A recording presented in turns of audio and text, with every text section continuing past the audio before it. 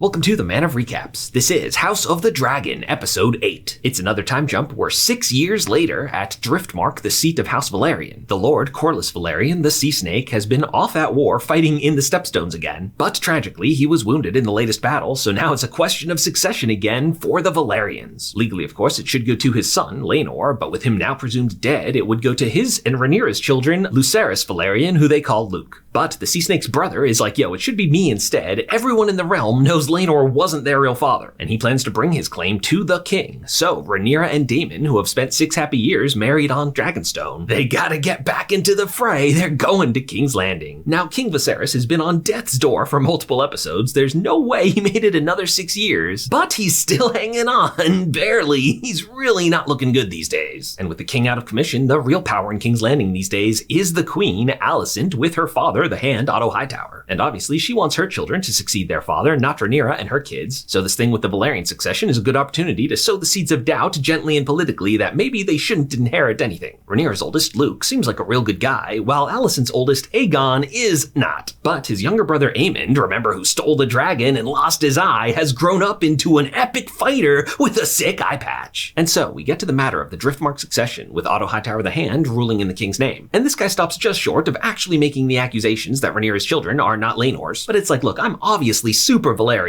I should rule the Velaryon castle, and the Hightowers are gonna side with him. But who's this busting in? It is old King Viserys! Yes, he's got himself out of bed, turned down painkillers for the day so he can think straight, and it's an epic scene, even though it's just an old man walking across a room. He's putting everything he's got into it. The hardest part, of course, is walking up the steps to the Iron Throne itself, and the crown falls from his head. But it's picked up by his brother Daemon. Yes, these two have fought in the early episodes, but now it's a heartwarming, brother, I've got your back moment.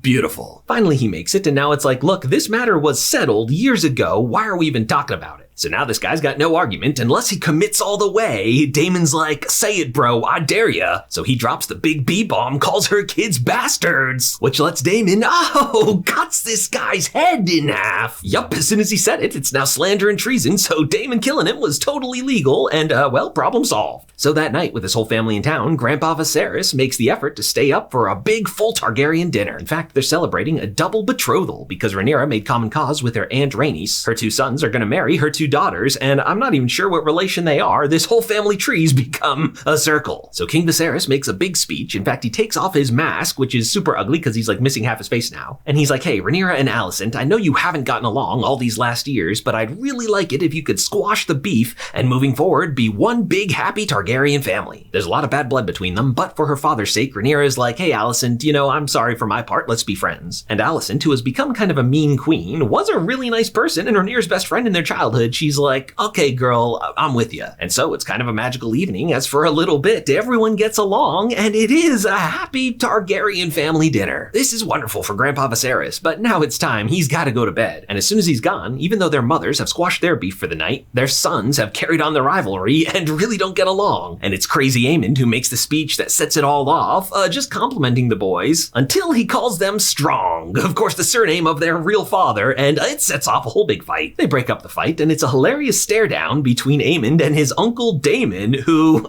was just like that in his youth. Then that night, as Alicent's tucking in the king, he's muttering something. He's out of it again, talking about Aegon, the original Aegon the Conqueror. But of course, that's their son's name too. It's confusing when you have so many Aegons. And Alicent seems to interpret this as him saying their son Aegon should be king, so watch out for that. And now, after 8 episodes of this succession crisis brewing and being put on hold, King Viserys finally dies, and that's where episode 8 comes to an end.